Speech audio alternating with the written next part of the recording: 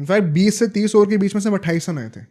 अब यहाँ पे बात आती है श्रेयस और अक्षर की। देखो जिस तरीके से दोनों की 50 तो नहीं हुई, बट जो बैटिंग उन्होंने करके दिखाई है उस टाइम पे, भाई दोनों ने अपना रोल परफेक्टली नेल करके दिया है। श्रेयस अय्यर पे पहले स्टार्ट करते हैं। हाँ exactly, second highest scorer India के, ऑलमोस्ट टॉप स्कोरर बनने वाले थे। टूर्नामेंट के सेकंड टॉप स्कोरर हैं। कोहली से ज्यादा हो गए, कोहली से ज्यादा। इंडिया के टॉप फिफ्थ पे आ गए भाई अब टोटल में हैं। तो मतलब इंडिया के टॉप स्कोरर श्रेयस अय्यर रहे हैं इस टूर्नामेंट में। इससे बड़ा स्टेटमेंट क्या हो सकता है? 243 रन है उनके, 20 रन ज्यादा रचिंद्र रविंद्र के 263 पे। बट श्रेयस अय्यर का आई जनरली थिंक ये टूर्नामेंट में I am very happy for that guy. I think 2023 world cup उनका अराइवल का अनाउंसमेंट होना चाहिए था, बट शायद ये अब वो थप्पा रख चुका है उधर। वहां पे उस टाइम में उनको रिकॉग्निशन नहीं मिला, प्लस वो फाइनल जैसा गया हमारा और श्रेयस अय्यर जितनी जल्दी आउट हो गए उसके चक्कर में लोगों ने उतना पहचाना नहीं उनके टैलेंट को। तो आज ये एक और नारेटिव फुलफिल हुआ ना। हाँ, अगर श्रेयस टिकते वहां पे तो क्या होता, यहाँ पे उन्होंने दिखाया करके। मतलब ही शोड क्यों ऑस्ट्रेलिया उस टाइम पे सबसे ज्यादा प्रिपेयर श्रेयस अय्यर के लिए कर रही थी। एग्जैक्टली यहाँ पे उनने जो चीज करके दिखाई है, जिस तरीके से वो गेम ले जाते हैं दूसरी टीम से और जितना स्टेबिलिटी प्रोवाइड करते हैं इन जनरल पूरी टीम इंडिया को, वो मतलब आप कितना भी कह लो, it is highly commendable. Rohit Sharma ने आके पोस्ट मैच में ये चीज बोली भी थी कि एक वो साइलेंट हीरो जो है पूरे टूर्नामेंट में हमारे श्रेयस अय्यर रहे हैं। या Shreyas Iyer deserves a lot of praise. मतलब अगर आप कंट्री के टॉप स्कोरर बन के आ रहे हो तो कोई डिबेट ही नहीं रहेगी। हाँ, रही नहीं गई। क्या विराट, रोहित, गिल, केएल, कुछ भी कह लो, नंबर 4 के खिलाड़ी ने आके इतने रन मारे हैं। मतलब हम लोग हमेशा कहते रहते हैं, 2019 से ये चीज़ चलती आ रही थी कि यार हमारे पास नंबर 4 का खिलाड़ी नहीं है। फाइनली हम लोग उस मोमेंट पे आ चुके हैं जहाँ पे नंबर 4 खिलाड़ी ने हमारे लिए सबसे ज्यादा रन मारे टूर्नामेंट में। और आई थिंक कंसिस्टेंसी देखो, शायद एक ही वो मैच है जिसमें वो जल्दी आउट हुए हैं। बाकी ऑलमोस्ट हर मैच में 40-50 तो बंदे आ ही आए हैं। तो बहुत कंसिस्टेंटली रन मारे। ऐसे नहीं कि एक मैच में 150 मार दिया बाकी 3 पे 0 पे आउट हुए। तो एवरेज तो देखने में ठीक लग रहा है, लेकिन एक्चुअली में आप रियलिटी देखोगे तो कुछ और ही है। बड़े कंसिस्टेंटली रन मारे उन्होंने। तो आई थिंक सबसे बड़ा परहैप्स अ पॉजिटिव पूरे टूर्नामेंट में plus I think it's not just about कि 50-40 आ गए, वो इम्पैक्ट अल्टीमेटली टीम पे क्या हो रहा है और ऑपोजिशन पे क्या, कितना ऑपोजिशन की मेंटालिटी पे कैसे टाइप का इम्पैक्ट हो रहा है। कि कई बार तो ऑपोजिशन के जो कैप्टन उन्होंने आके कहा है कि श्रेयस अय्यर पूरा गेम ले गए, उन्होंने बहुत अच्छा खेल दिया। आई थिंक सैंडर ने पिछली बार बोला था न्यूजीलैंड वाले गेम में कि बहुत अच्छा उनने बैटिंग करी है, वो गेम लेके चले गए हमारे हाथों से। फाइनली आई थिंक इंडियंस जो भी हैं एंड जितने फैंस हैं, हम लोग भी हैं, हम लोग तो चलो पहले से करते आ रहे हैं, but I think everybody finally recognises the importance of Shreyas Iyer. And I am pretty sure, I hope कि यहाँ से उनका करियर और टेक ऑफ करता है। वो सेंट्रल कॉन्ट्रैक्ट वाली भी चीज़ वापस निकल के आ गई है कि अब उन्हें मिलने वाला है वापस। बट आई होप कि अब यहाँ से एकदम ऊपर जाने वाले हैं। होपफुली क्योंकि शुभमन गिल ने यहाँ पे, इसके बारे में हम लोग नेक्स्ट पॉडकास्ट में बात कर सकते हैं, क्योंकि यहाँ पे एकदम उन्होंने छाप नहीं छोड़ी है। शायद श्रेयस अय्यर के एक लीडरशिप पोजीशन में भी उनको वेडनेसडे के पॉडकास्ट में ट्राई करेंगे डिस्कस करने का। वेडनेसडे के पॉडकास्ट में मजा आएगा, थोड़ी फ्यूचर की बातें करेंगे 27 वर्ल्ड कप को लेके। बट देखो, ये तो हमने बातें कर ली जो कि क्या पॉजिटिव रहा है। मैं एक और चीज़ जो टैक्टिकली बोलना चाहता हूँ, श्रेयस अय्यर की मैंने एक और चीज़ क्या ऑब्जर्व करी through out this tournament.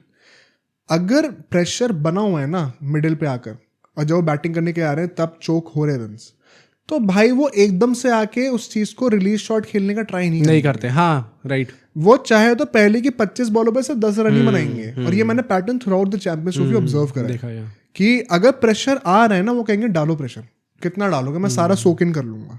And then he finds that one loose bowler. यहाँ पर भी अगर आप देखो तो रचिन रविंद्र और सैंडर ने टैंडम में बहुत लंबी बॉलिंग करी है।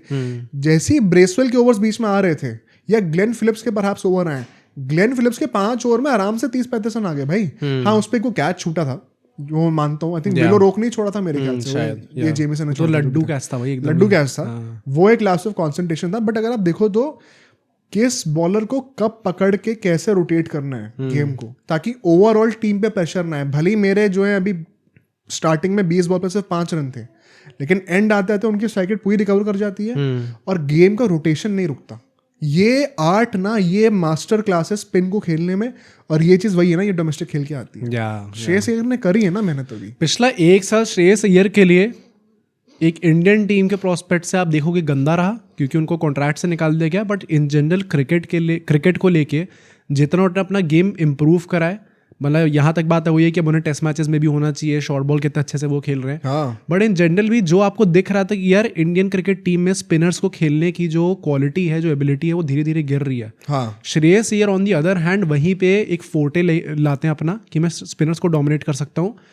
आई थिंक फ्यूचर में तो बहुत इंपॉर्टेंस है भाई श्रेयस अय्यर की। मतलब थोड़ा सा अगर हम लोग ये भी बोलें कि चलो वो आउट जो हो गए तो हो गए, एक चीज़ मैं और बोलूँगा कि क्या मिच सैंडनर को विलो रोक को वापस लेके आना चाहिए था जब श्रेयस अय्यर बैटिंग कर रहे थे तो।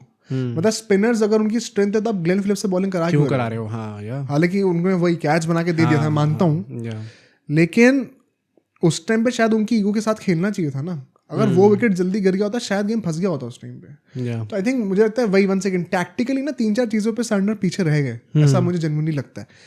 चलो ठीक है, जब श्रेयस अय्यर अल्टीमेटली आउट होते हैं, अब दूसरी बात अक्षर पटेल की जरा। भाई अक्षर पटेल में नंबर 5 का जो रोल जिस तरीके से एस करा है कि कब प्रेशर सोक इन करना और कैसे स्ट्राइक खोलनी है।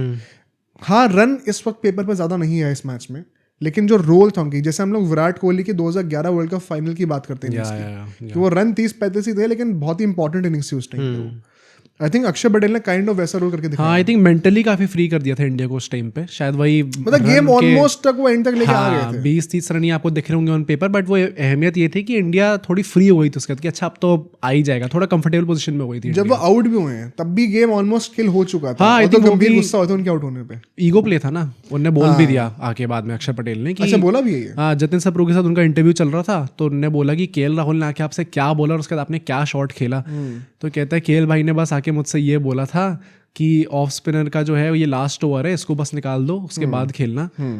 और उनने कहा कि अच्छा लास्ट ओवर है, थोड़ी ईगो पे बात आ गई मेरी, तो मैंने उनको ही मारने का सोचा। वही ना, क्योंकि लॉन्ग ऑफ डीप है, आपने विद द टर्न उनको वही मारने का ट्राई करा। तो गंभीर ने भी ऐसे करके इशारा करा था बैठ के वहां पे। वो था भाई, आई थिंक मतलब यस अल्टीमेटली बहुत अच्छा हो गया, बट एक वो आप कह सकते हो थोड़ा रिस्पॉन्सिबल था। हाँ, बट ठीक है, गुड दैट ही एक्सेप्टेड। या अब सोचो अगर एक क्लिप इतनी बढ़िया थी तो पूरा का पूरा पॉडकास्ट कितना बढ़िया होगा। तो अगर आपको इसी क्लिप का पूरा पॉडकास्ट देखना है तो यहाँ पे क्लिक करिए, और अगर आपको ऐसे ही और क्लिप्स बिंज वॉच करनी है तो यहाँ पे क्लिक करिए।